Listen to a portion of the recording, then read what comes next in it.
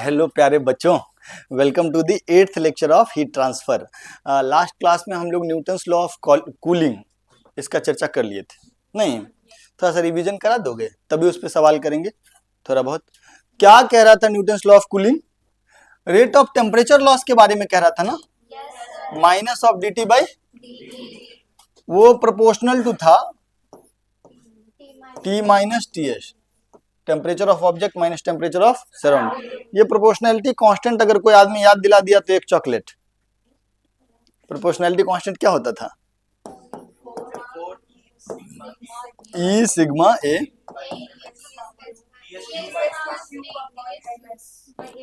कितने तेज हो गए हो तुम लोग, वाह, यही ना, बहुत तेज हो गए हो।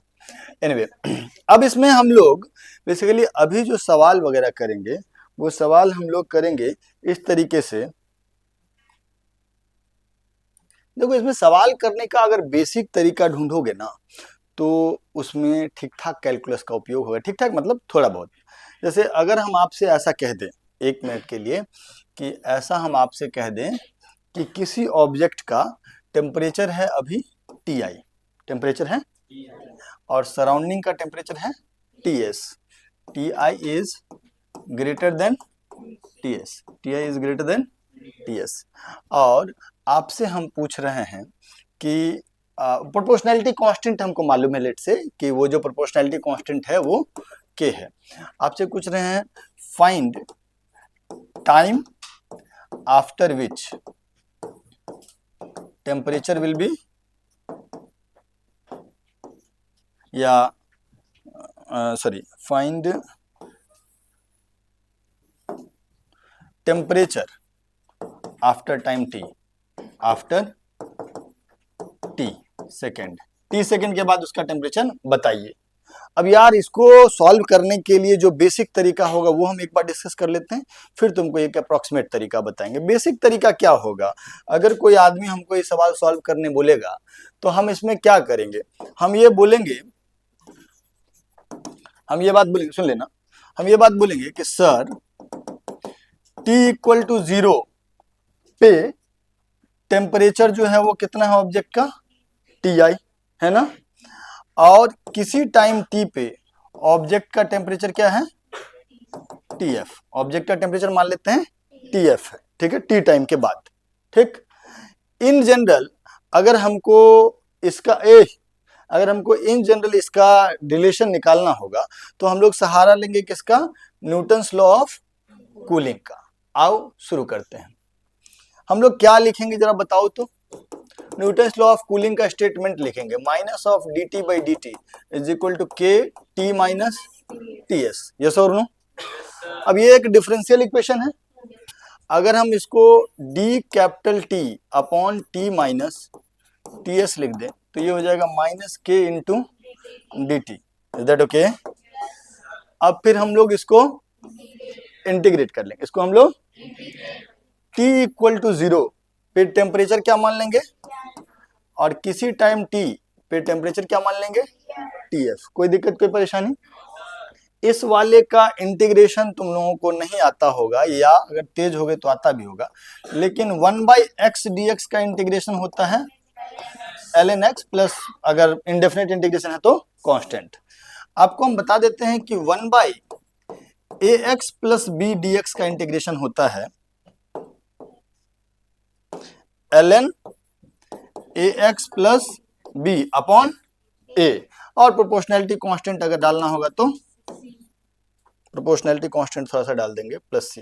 ठीक है, सॉरी, इंडेफिनेट इंटीग्रेशन का कांस्टेंट प्लस c, ये होता है। ठीक, इसी तरीके से यहाँ पे है x के जगह पे क्या है? Capital T। यहाँ पर dx के जगह यहाँ क्या है? d capital T। यहाँ पे जो b है वो यहाँ पे क्या है? Minus ts। और जो यहाँ a है वो यहाँ पे कितना है? 1 है। ठीक है, तो इसका इंटीग्रेशन होगा ln t minus ts upon 1, और इसमें लिमिट जाएगा ti से t फाइनल, और इसका तो इंटीग्रेशन हो जाएगा t, 0 से t में वो इंटीग्रेशन भी हो जाएगा t ही। ठीक है, इसमें अपर लिमिट डालेंगे तो हो जाएगा ln t final minus ts minus ln t initial minus T F is equal to minus के इंटू टी।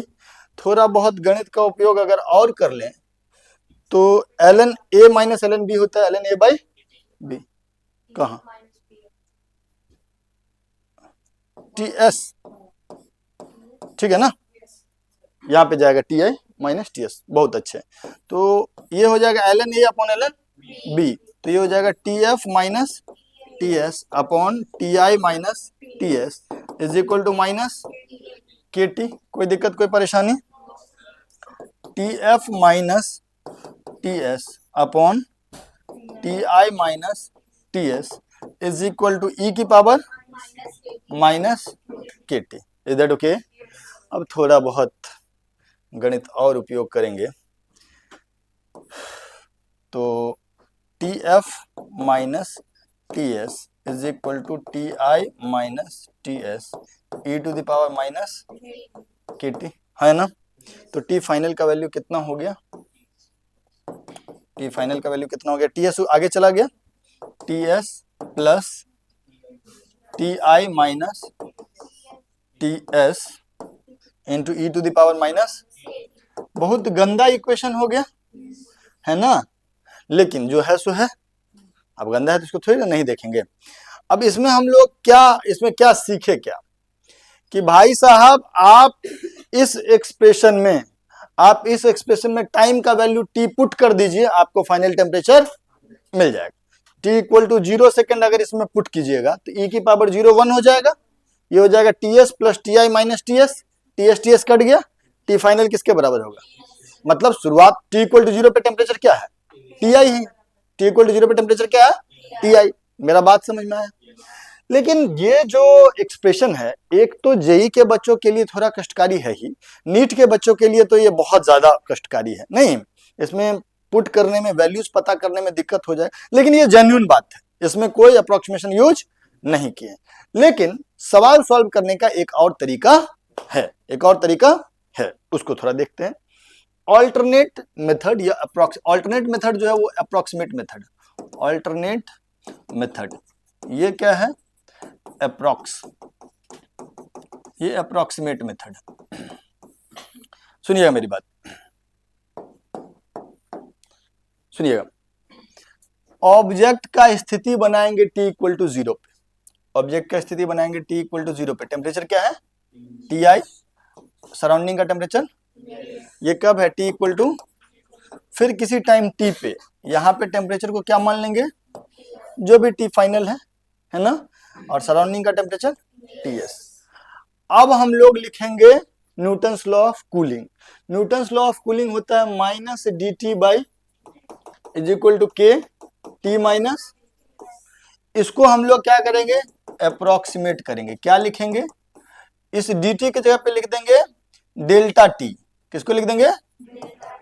इस डी टी की जगह पे ये चेंज इन टेम्परेचर और चेंज इन टाइम, यहां पे आ गया के, और ये क्या जो टी है ये तो समय के साथ बदल रहा होगा, तो इसको हम लोग बोल देंगे टी एवरेज, और ये माइनस टी सराउंडिंग। ठीक है क्या? अब यहां पर देखिएगा तो डेल्टा टी का वैल्यू हो जाएगा T final minus T initial. ठीक है, delta T is T final minus upon change in time. उसके बाद इज इक्वल टू के टी एवरेज क्या होगा? Initial temperature plus final temperature divided by 2। तो ये हो जाएगा initial temperature plus final temperature divided by 2 minus T S.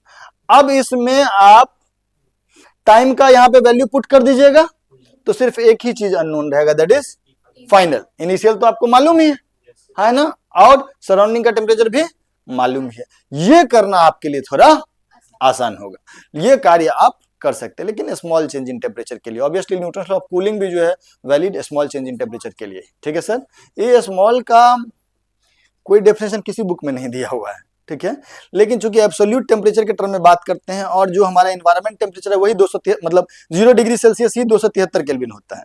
अगर हम मान लीजिए जनरल टेम्परेचर भी 20-25 डिग्री सेल्सियस लेते हैं, 300 के आसपास पहुंच जाएगा। तो अगर हम change in temperature 30, 40, 50 degree Celsius तक का चेंज लेते हैं तब तक ये सब चीज चलेगा। ठीक है क्या? तो आप इसको लिख लीजिए। मेरा बात समझ में आया? बोलो।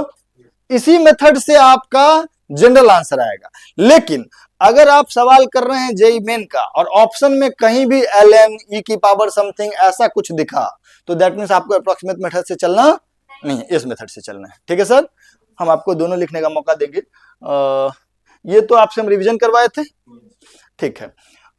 ये बात आप समझ रहे हैं कि इसमें हम क्या करवाए हैं या क्या लिखे हैं? क्या लिखे हैं सर? कि एक ऑब्जेक्ट है जिसका T इक्वल टू 0 पे टेम्परेचर है Ti और सराउंडिंग का टेम्परेचर है Ts, है ना, ये इधर है ऐसे, ठीक। और किसी टाइम T पे टेम्परेचर है T फाइनल। अब हमको पता करना है कि T फाइनल की वैल्यू क्या है। अब वो T फाइनल का वैल्यू पता करने के लिए हम लोग सॉल्यूशन शुरू किए हैं यहां से, ठीक है। ये सब चीज तो हम आपको बस बताएं कि इंटीग्रेशन में क्या क्या चीज यूज होगा। कोई दिक्कत? यही वाला एक्सप्रेशन यूज किए, बाद में इंटीग्रेट किए। इसको लिख लीजिए आराम से, जरूरत इसका कम पड़ेगा, ज्यादातर जरूरत अप्रोक्सीमेट मेथड का पड़ेगा। लिख लीजिए इसको। ये ऑल्टरनेट मेथड है सर, इसको लिखिए थोड़ा। डन। अच्छा, एक ग्राफ भी हमको प्लॉट करना था। ये जो इक्वेशन है ना, ये इक्वेशन, इसमें अगर आप T फाइनल वर्सेस टाइम का ग्राफ प्लॉट कीजिएगा तो आपको ऐसा दिखेगा graph, temperature versus time, temperature versus time, तो ग्राफ ऐसा दिखेगा। शुरुआत में T इक्वल टू 0 पे टेम्परेचर कितना हो जाएगा? ये Ti के बराबर, नहीं T इक्वल टू 0 रख दोगे तो ये 1 हो जाएगा, TS कट जाएगा Ti, तो शुरुआत में टेम्परेचर Ti, उसके बाद टेम्परेचर घटते जाएगा घटते जाएगा घटते जाएगा, और T टेंड्स टू इन्फिनिटी। इसमें T का वैल्यू इनफाइनाइट रखो तो ये वाला चीज क्या हो जाएगा? 0 हो जाएगा। E की power minus infinity, that is 1 by infinity, that is 0। तो ये 0 अगर हो गया तो बचा क्या? तो ऑब्जेक्ट कूल होते होते अंतिम में कहां पहुंच जाएगा? सराउंडिंग के टेम्परेचर पे। कितना देर बाद? इनफाइनाइट टाइम के बाद, मतलब बहुत देर बाद, बहुत देर बाद। तो ऐसा ग्राफ आता है, ठीक। ये ग्राफ भी आप temperature versus time,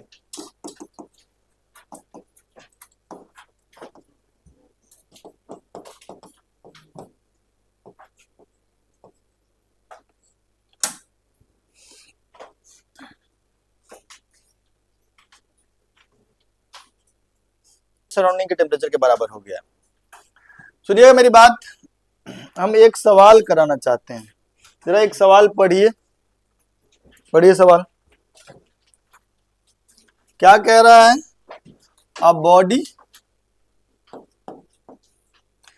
body at temperature 40 degree से, एक कोई भी ऑब्जेक्ट हो, कितना डिग्री सेंटीग्रेड पे है? 40 पे। Kept in surrounding of constant temperature 20 degree से। सराउंडिंग का टेम्परेचर कितना है? 20। इट इज ऑब्जर्व दैट, ये पाया गया कि it's temperature falls to 35 degree C in 10 minute. 40 से 35 डिग्री सेल्सियस हो गया कितने देर में? 10 मिनट में। आपसे पूछा गया है find how much more time will it take to attain 30 degree C. कितना और समय लगेगा 35 डिग्री सी से कितना डिग्री सी तक आने में? 30 डिग्री सी। ठीक है सर, लिख लीजिए इसको। आप क्या करेंगे? आप नहीं करेंगे, हम ही करेंगे। थोड़ा सा आप हमको बस हेल्प कर दीजिएगा, हेल्प खाली आपको करना है। शायद सवाल लिख चुके होंगे आप, नहीं लिखे होंगे तो पॉज करके लिख लीजिए। अरे तुम लोग सही बात कर रहे हैं उधर वीडियो वाला से। सुनो, एक बात बताओ, आपको हम क्या सिखाए बाबू? Minus of dt by dt is equal to k into t minus T S, yes और नो? तो इसी को शॉर्ट में लिखेंगे तो ये क्या लिखेंगे? Minus of delta T by delta T is equal to k into T average minus T S, yes और नो? सुनिएगा, इसको क्या लिखते हैं? टी फाइनल माइनस अपॉन जो भी टाइम इंटरवल है वो is equal to k into T final plus T initial by 2 minus T S. कोई दिक्कत? अब जो सवाल दिया है उस सवाल के मुताबिक काम करते हैं, उस सवाल के मुताबिक काम करते हैं। पहले जो बोला है वो क्या बोला है? पहले टेम्परेचर कितना है? 40। घट के कितना हो गया 35, और सराउंडिंग टेम्परेचर कितना है 20 डिग्री से। कहो हाँ। क्या लिखे इसमें, सिर्फ 11th वाले लोग बोलेंगे, ठीक, यहाँ बहुत सारे क्लास के बच्चे हैं। हाँ बोलो क्या लिखे ये वाला एक्सप्रेशन, 11वीं वाले लोग। 35 माइनस, बाहर में माइनस साइन भी ना, अपॉन टाइम कितना देर लगा उसमें 10 मिनट, मिनट रहने देते हैं, इज इक्वल टू के इंटू 35 प्लस, ठीक 35 प्लस 40 बटे 2 माइनस सराउंडिंग का टेम्परेचर। कोई दिक्कत तो नहीं है ये, पक्का पक्का। लेकिन सवाल वाला पूछा क्या,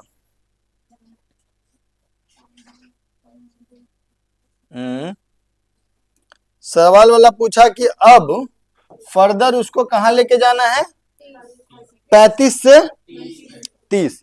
तो अब यही वाला एक्सप्रेशन में फाइनल टेम्परेचर कितना 30 माइनस इनिशियल, और टाइम का वैल्यू पता नहीं, तो टी इज दैट ओके, बराबर के इंटू ये क्या हो जाएगा 30 प्लस 35 बटे 2 minus 20 minus, is that okay, ठीक है बोलो।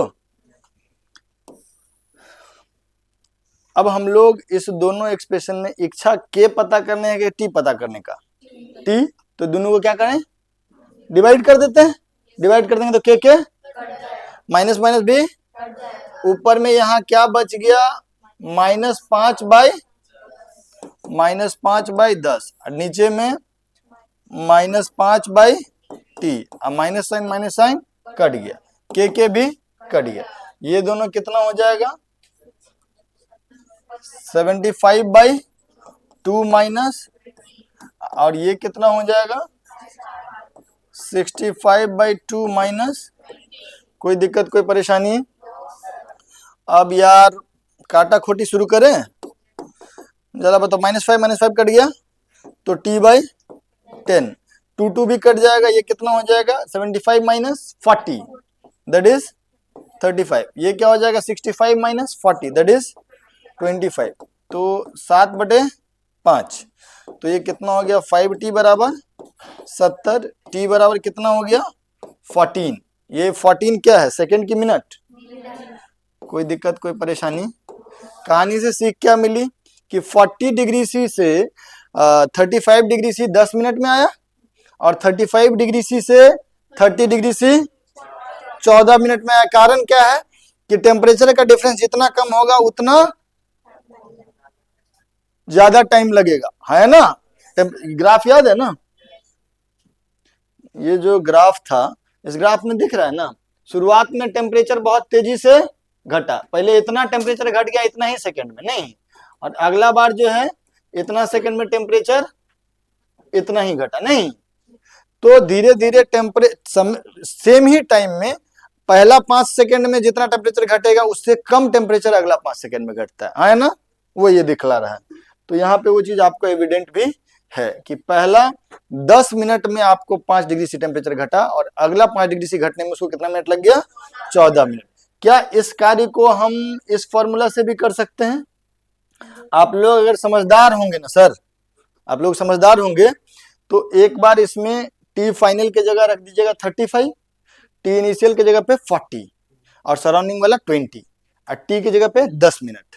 अगली बार फिर टी फाइनल की जगह पे 30, टी इनिशियल की जगह पे 35, एंड टी का वैल्यू टी ही छोड़ दीजिएगा, और उस दोनों को सॉल्व करने का कोशिश कीजिएगा जेईई में अगर कोई बच्चा है तो, और अगर उसको करोगे तो उसमें आंसर आएगा 14.09 minute, that is close to 14 minute. Is that okay?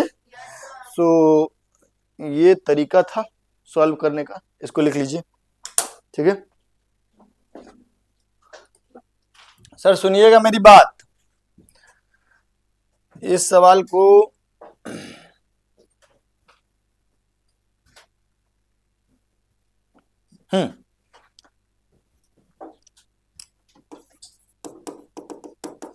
Object का टेम्परेचर 80, 80 से कितना हो गया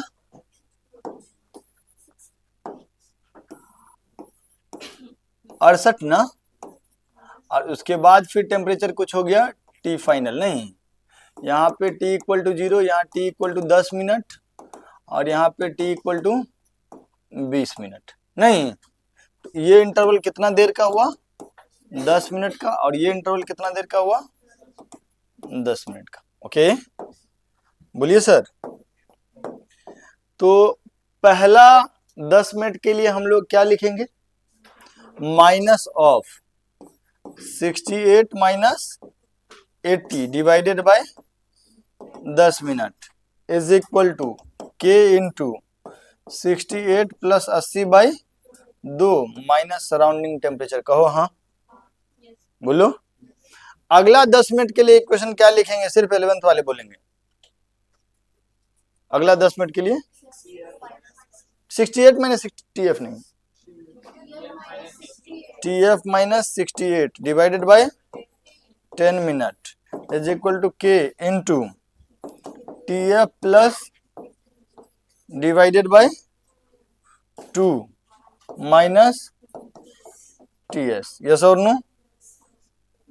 नहीं नहीं, ये तो 62 था ना, ओहो ये 62 दिया हुआ है ना, तो इसको 62 लिख लेते हैं। तो यहाँ पर वाला जो TF है वो 62 और ये भी, तो ये 62 और ये भी,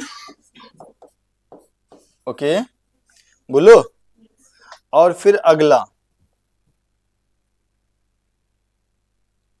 नेक्स्ट वाला माइनस, अगला t इक्वल टू 30 मिनट हो गया ना सर, अगला 10 मिनट के बाद, और वहां के टेम्परेचर को t फाइनल मान लें, बोलो। तो यहां से यहां के बीच में क्या करेंगे हम लोग, minus of TF minus 62 divided by 10 minute is equal to k into TF plus 62 by 2 minus TS। Yes और नो? पहला और दूसरा को डिवीजन करोगे तो TS का वैल्यू आ जाएगा, इक्वेशन 1 बाई इक्वेशन 2। अगर 1/2 कर देंगे तो तुमको TS का वैल्यू 56 आ रहा होगा, अगर कोई किए होगे तो। नहीं, ये वाला चीज जो होगा ये -12 और ये -6, तो LHS में आया होगा आपका 2, नहीं दोनों को डिवाइड करेंगे तो 2, और RHS में क्या आया होगा, के तो कट गया होगा, इन दोनों का सम कितना हो जाएगा 74 माइनस TS अपॉन, बोलो 65 माइनस TS। इसको कैलकुलेट अगर करोगे तो 130 माइनस 2 TS बराबर 74 माइनस TS, तो ये वैल्यू आया होगा आपका 56। TS is equal to 56, is that okay? ये डिग्री सी में आया होगा सराउंडिंग टेम्परेचर, नहीं। और सराउंडिंग टेम्परेचर फिर इस दोनों को डिवाइड कर देंगे, इस दोनों को 2 और 3, 2 डिवाइडेड बाय 3, और सराउंडिंग टेम्परेचर 56 रख दोगे तो फिर तुमको T फाइनल का वैल्यू आया होगा 59 डिग्री सी, अगर कोई किया होगा तो। ठीक है, ये बात तो हम तुमको प्रॉपर कैलकुलेशन से सिखा दिए। हम यहाँ एक शॉर्ट ट्रिक सिखाना चाहेंगे, सिंपल सा, लेकिन ये शॉर्ट ट्रिक तुमको तभी हेल्प करेगा जब टाइम इंटरवल जो होगा वो इक्वल दिया रहेगा। पहला 10 मिनट में ये, अगला 10 मिनट में ये, नेक्स्ट 10 मिनट में ये, या पहला 5 मिनट में ये, नेक्स्ट 5 मिनट में ये, अगला 5 मिनट में ये। अगर टाइम इंटरवल समान दिया जाएगा तब आपको काम आएगा। हम वहां जाते हैं, फिर वापस से यहाँ जाएंगे। नोट में क्या रखना है कि loss of temperature in equal interval of time comes out to be in GP। वो क्या चीज में आता है, ज्योमेट्रिक प्रोग्रेशन। ज्योमेट्रिक प्रोग्रेशन होता है, पहला टर्म अगर a है तो अगला टर्म उसमें प्रोडक्ट हो जाएगा a इंटू आर, फिर अगला AR स्क्वायर। जैसे कि मान लीजिए कि ए r square, A R cube, इसको हम लोग बोलते हैं ज्योमेट्रिक प्रोग्रेशन। और हर ये जो आर है इसको बोलते हैं कॉमन रेशियो। ए जो है दिस इज कॉल्ड पहला टर्म। और इस जीपी में this is GP, this is GP. और अगर हम तुमसे पूछे कि कोई एक ऐसा जीपी है जो कि लगातार घटते जा रहा है, जैसे कि एग्जांपल के तौर पे 1, 1/2, 1/4, 1/8, 1/16, 1/32 एंड सो ऑन। तो अनंत टर्म के बाद ये टर्म कहां पहुंच जाएगा? 0 नहीं, इसमें ए कितना है, आर कितना है, 1/2। तो अगर इसमें हम सम ऑफ इनफाइनाइट जीपी लिखेंगे, सम ऑफ इनफाइनाइट जीपी कैसा, जो कि लगातार घट रहा हो। तो जैसे a plus a r plus a r square and so on अनंत तक, ठीक। ये हो जाएगा ए अपॉन 1 माइनस आर, खाली आर लेस देन 1 होना चाहिए, तभी नहीं लगातार घटेगा। ये जीपी का कंसेप्ट है, ये जीपी का कंसेप्ट है।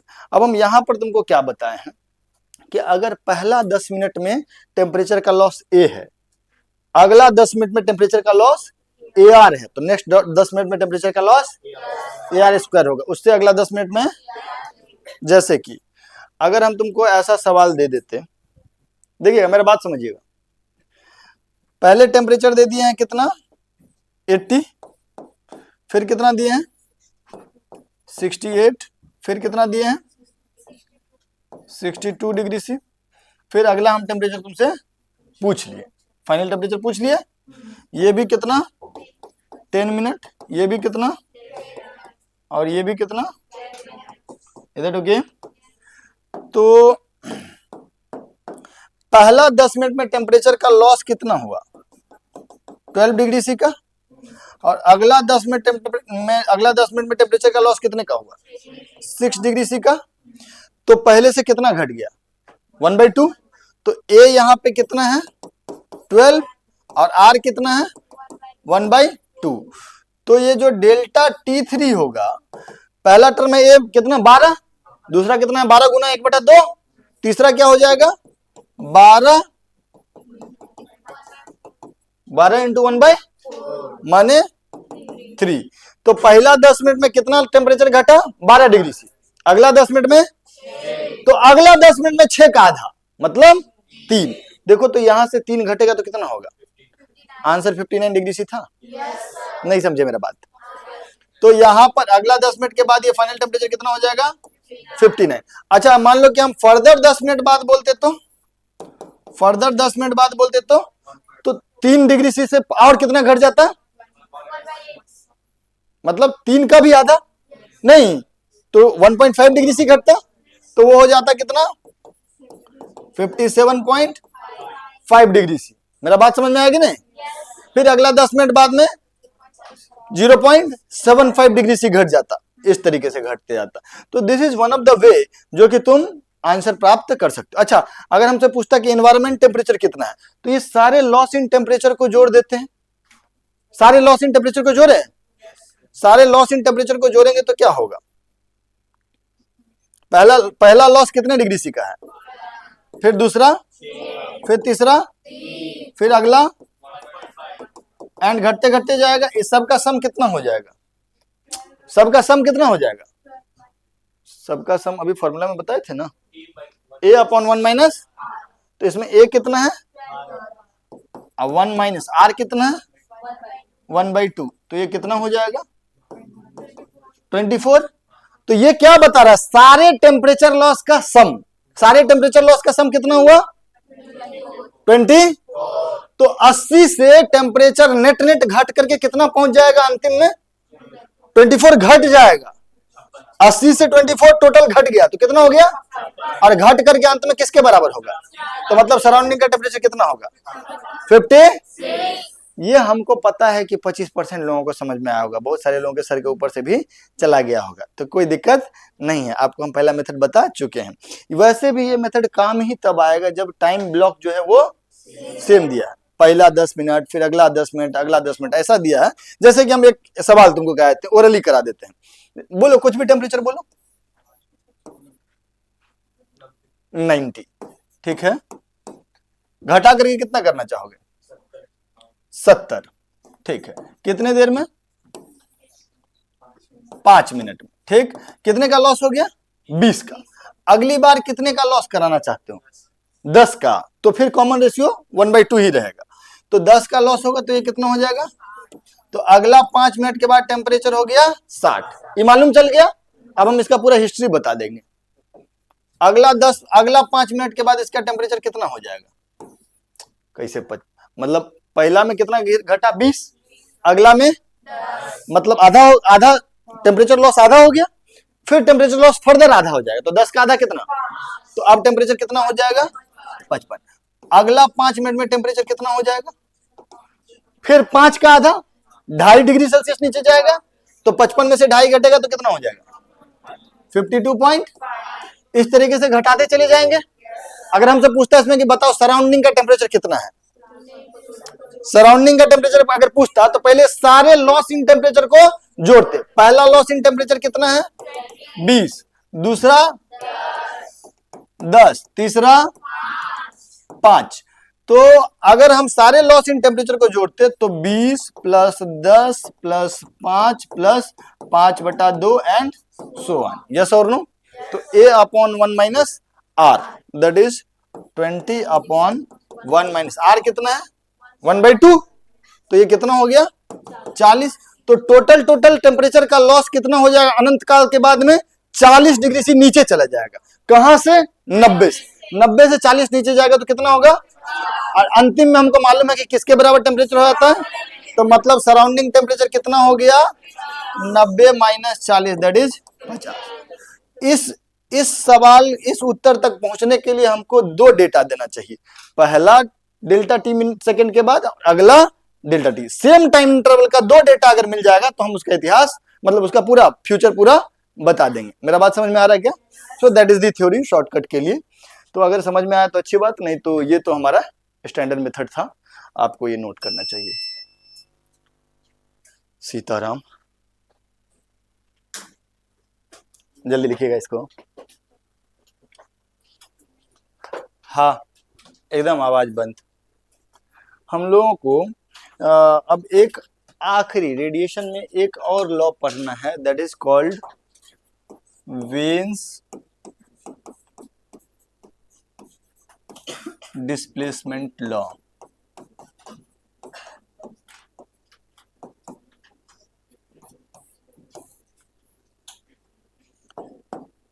वेन्स डिस्प्लेसमेंट लॉ, ठीक है सर, सुनिएगा। हाँ, कुछ जो ऑब्जर्वेशन है जीवन का उसके बारे में बात कर लेते हैं। कभी अगर आयरन रॉड वगैरह गर्म करते, ब्लैक स्मिथ जो लोहार होता है उसके यहाँ कभी अगर गए होगे, वहां देखे होगे लोहा को गर्म करते हुए, तो जब गर्म करते हैं ना तो शुरुआत में जो आयरन रॉड होता है उसका कलर होता है रेड, गर्म होने पे, है ना। शुरुआत में तो कोई कलर नहीं आता, फिर धीरे धीरे रेड होता है, और उससे और ज्यादा गर्म कर देते हैं ना तो येलोइश हो जाता है। ऐसा तुमने कभी ऑब्जर्व किया है? नहीं किया है तो हमारा बात मान लो कि ऐसा होता है। रेड वाला तो तुम लोगों ने जरूर किया होगा। नॉर्मली भी अगर मतलब किचन विचन में भी कोई काम करोगे और बहुत ज्यादा गर्म हो जाता है कोई मेटालिक रॉड वगैरह, तो पहले उसका टेम्परेचर जो होता है दैट इज रेड। तो टेम्परेचर पहले कलर होता है रेड, तो टेम्परेचर बढ़ने के साथ उसका कलर का अलग अलग कलर देखते रहता है। टेम्परेचर जैसे वैसे बढ़ता है वैसे रेड से उसका कलर बदलते रहता है। वो जो बदलता है उसके पीछे कौन सा लॉ गवर्न करता है, उसके बदलाव का पीछे कारण क्या है या किस लॉ के मुताबिक वो होता है, उसको हम लोग अभी डिस्कस करने जा रहे हैं। ठीक है क्या? ओके, सुनिएगा मेरी बात। ये वेन्स डिस्प्लेसमेंट लॉ क्या कहता है कि किसी भी टेम्परेचर पे हर एक बॉडी भिन्न भिन्न वेवलेंथ के रेडिएशंस को एमिट करता है, और वो जो रेडिएशन एमिट करता है उनका जो वेरिएशन है वो राइट फ्रॉम 0 मीटर से लेकर के 0 से थोड़ा बड़ा से लेकर के इनफाइनाइट मीटर तक, मतलब अच्छा खासा स्पेक्ट्रम होता है उसका। मेरा बात समझ में आया? कि जैसे ये पेन है ना, अगर हम इस रूम को अंधेरा कर दें तो इस पे ये पेन तुमको नहीं दिखेगा, लेकिन ये रेडिएशन एमिट कर रहा है। जो रेडिएशन एमिट कर रहा है वो रेडिएशन विजिबल रीजन में नहीं है, इसीलिए तुमको ये देख।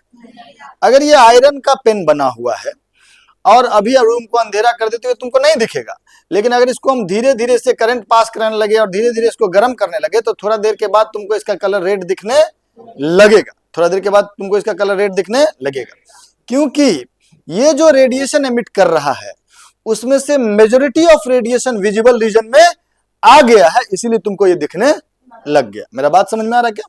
चीजों को देखने के दे रहा दो तरीके, पहला कि बाहर से लाइट आया, ऑब्जेक्ट पे पड़ा और रिफ्लेक्ट होकर तुम्हारे आंख पे गया, तो उसमें जो तुम देख रहे हो रिफ्लेक्शन फेनोमेना के हेल्प से तुम देख रहे हो।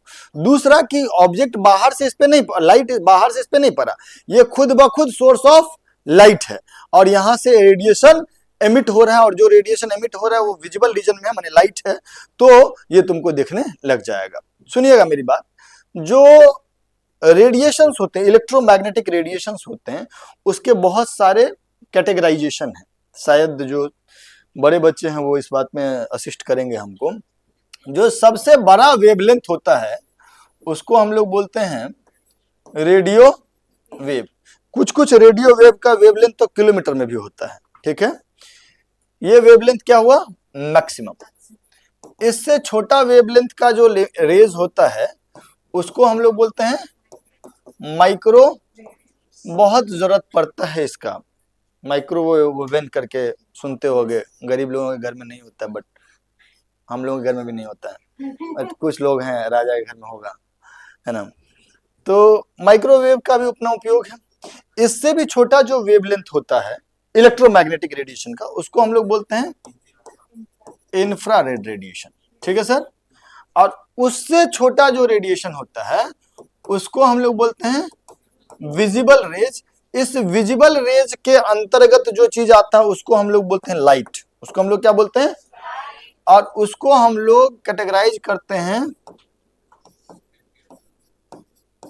उल्टा लिख दे रहे हैं और इधर से पढ़ना। ये जो है मैक्सिमम वेवलेंथ हुआ इसका, और इसका आउट ऑफ विजिबल रीजन में, ठीक है सर।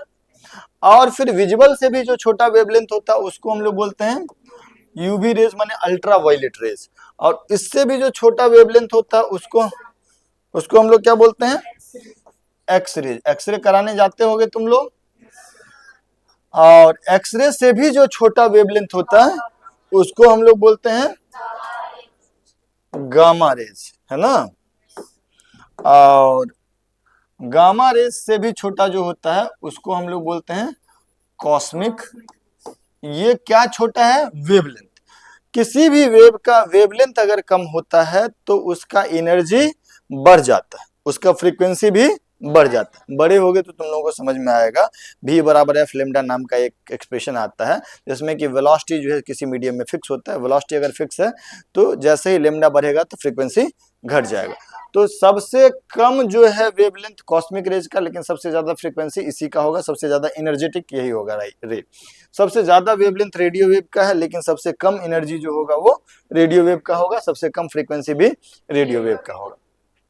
अब हम आपसे क्या कह रहे हैं, हम लोग वेन्स डिस्प्लेसमेंट लॉ का बात करें। चूंकि लॉ है तो हमको डायरेक्टली स्टेटमेंट के ऊपर आ जाना चाहिए, स्टेटमेंट का डिस्कशन करना चाहिए। वेन्स डिस्प्लेसमेंट लॉ क्या कहता है कि एक ऑब्जेक्ट किसी भी टेम्परेचर पे भिन्न भिन्न वेवलेंथ के लाइट रेज को या रेडिएशंस को एमिट कर रहा है, लेकिन मेजॉरिटी ऑफ रेडिएशन जो होगा वो किसी एक वेवलेंथ का होगा। जैसे कि मान लीजिए हम हैं यहाँ पे, हम 100 मिलीमीटर का वेवलेंथ का भी लाइट रेज एमिट कर रहे होंगे, 100 माइक्रोमीटर का भी वेवलेंथ एमिट कर रहे होंगे, 100 नैनोमीटर का भी वेवलेंथ एमिट कर रहे होंगे, भिन्न भिन्न वेवलेंथ का रेडिएशन एमिट कर रहे होंगे। लेकिन उन रेडिएशंस में सबसे ज्यादा प्रचुर मात्रा में जो रेडिएशन पाया जाएगा वो कोई एक होगा, वो कोई एक होगा, जो कि 99, 95, 97% रेडिएशन उसी वेवलेंथ से निकल रहा होगा। और वही वेवलेंथ डिसाइड करेगा कि हम अंधेरा में दिख रहे हैं कि नहीं दिख रहे हैं, और अगर दिख रहे हैं तो कौन सा कलर के दिख रहे हैं। Is that okay? जैसे कि अच्छा, तो फिर वेन्स लॉ का पहले स्टेटमेंट सुन लेना। वेन्स लॉ कहता है कि an object at any temperature emits radiation of different wavelength, different wavelength. But the wavelength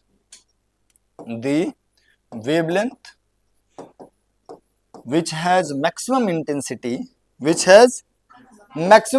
मतलब मैक्सिमम नंबर में वो निकल रहा होगा, मैक्सिमम अमाउंट में निकल रहा होगा, is given by lambda max, is given by lambda max. This lambda max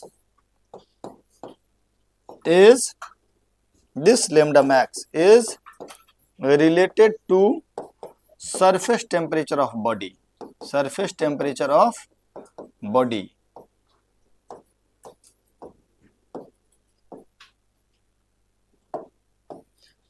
by equation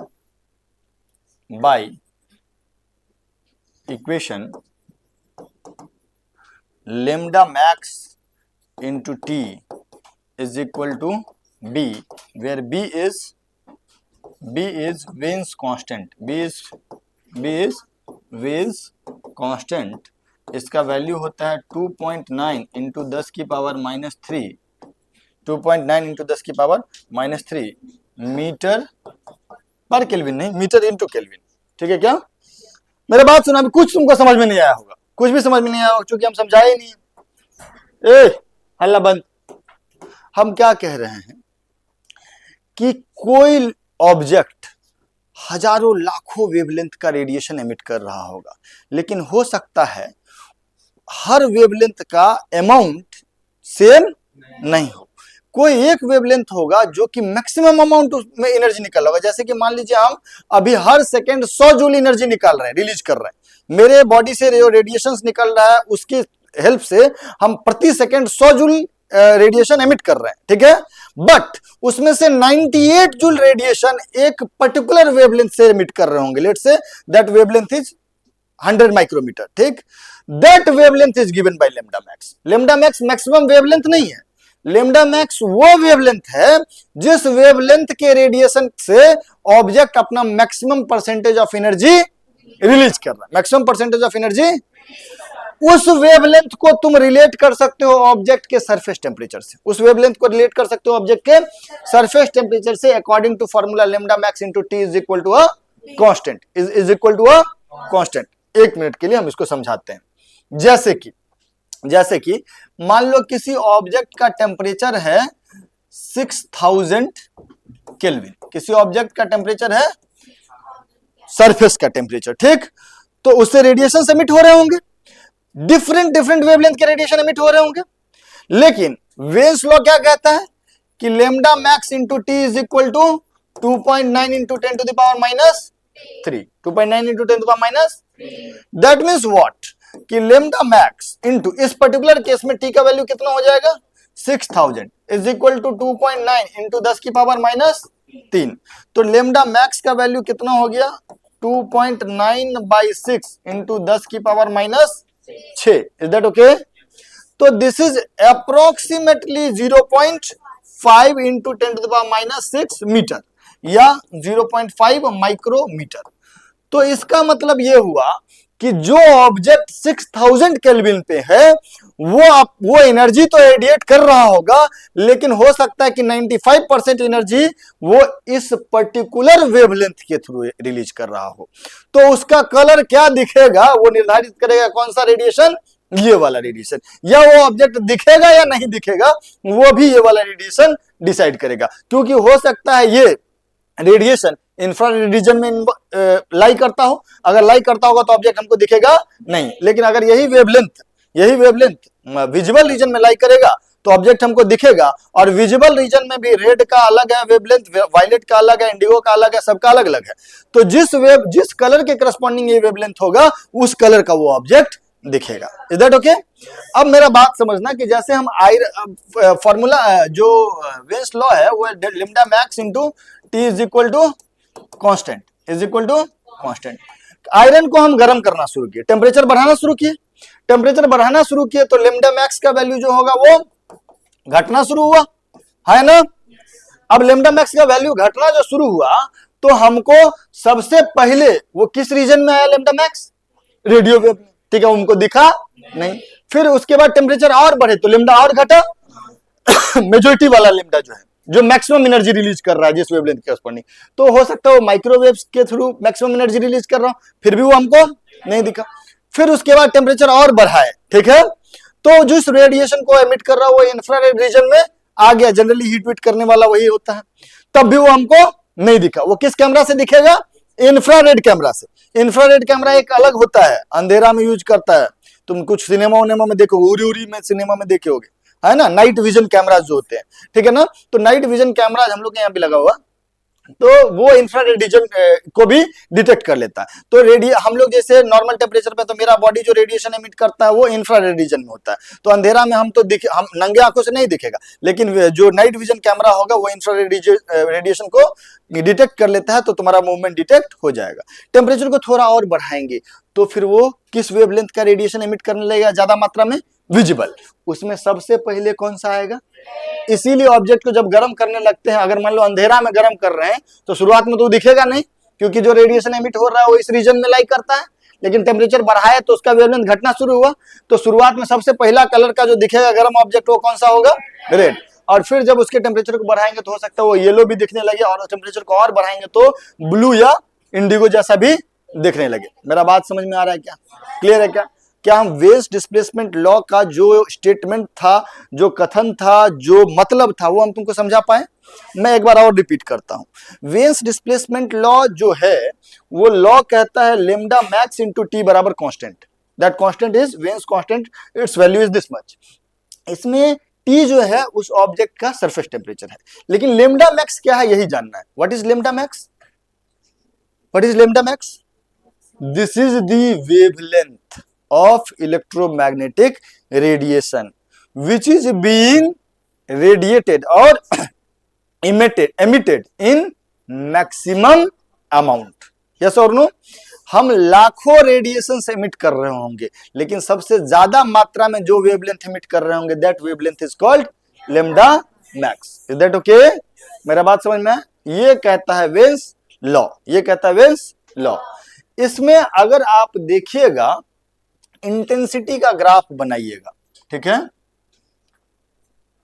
intensity क्या बताता है? कितना ज्यादा मात्रा में रेडिएशन एमिट हो रहा है, और ये किसका? वेवलेंथ। किसका? तो इंटेंसिटी वर्सेस वेवलेंथ का ग्राफ ऐसा आता है, ये हम तुमको रटवा रहे हैं, ये तो हम तुमको रटवा रहे हैं, ठीक है क्या?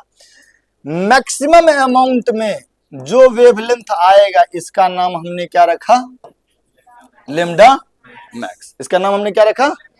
एक पर्टिकुलर वेवलेंथ होगा जिसका इंटेंसिटी सबसे ज्यादा होगा, और वही उस ऑब्जेक्ट का कलर को डिसाइड करेगा। Is that okay? या वो दिखेगा या नहीं दिखेगा अंधेरा में, ये वेवलेंथ ही डिसाइड करेगा। अगर अंधेरा में ऑब्जेक्ट को रख दिए हैं और लेमडा मैक्स विजुअल रीजन में नहीं लाई कर रहा है तो ऑब्जेक्ट हमको ग्लो करता हुआ नहीं दिखेगा, लेकिन अंधेरा में रख दिए और उसके टेम्परेचर की वजह से जो लेमडा मैक्स है वो विजुअल रीजन में है, तो ऑब्जेक्ट हमको ग्लो करता हुआ दिखेगा, और उसका कलर क्या दिखेगा वो भी लेमडा मैक्स ही डिसाइड करेगा। अगर हम यहाँ पे इक्वेशन देखें कि lambda max into T is equal to constant, तो अगर हम टेम्परेचर को बढ़ाएंगे तो ये लेमडा मैक्स का वैल्यू घटेगा, टेम्परेचर को बढ़ाएंगे तो लेमडा मैक्स का वैल्यू घटेगा, और टेम्परेचर को घटाएंगे तो लेमडा मैक्स का वैल्यू बढ़ेगा। तो जैसे जैसे हम टेम्परेचर को बढ़ाते जाएंगे ये ग्राफ पीछे आएगा, और अगर टेम्परेचर को घटाते जाएंगे तो ये ग्राफ आगे आएगा, ये ग्राफ आगे आएगा। मान लीजिए कि हम आपको बोल दिए ये T1, ये T2, ये T3, तो which one is largest? T3 is largest and T1 is smallest. मेरा बात समझ में आया क्या? कोई दिक्कत, कोई परेशानी? पूरा वेन्स लॉ समझ में आ गया? ठीक है सर, आप इसको नोट कर लीजिए, इसमें सवाल कराने लायक कुछ है नहीं, जैसे हम वहां पे 6000 केल्विन दे करके एक क्वेश्चन बनाए वैसा ही दिया जाएगा आपको। इसको पहले लिख लीजिए। आज का कहानी यही खत्म करते हैं, नेक्स्ट क्लास में मिलेंगे हम, तो kinetic theory of gas start करेंगे। चलिए बाय बाय।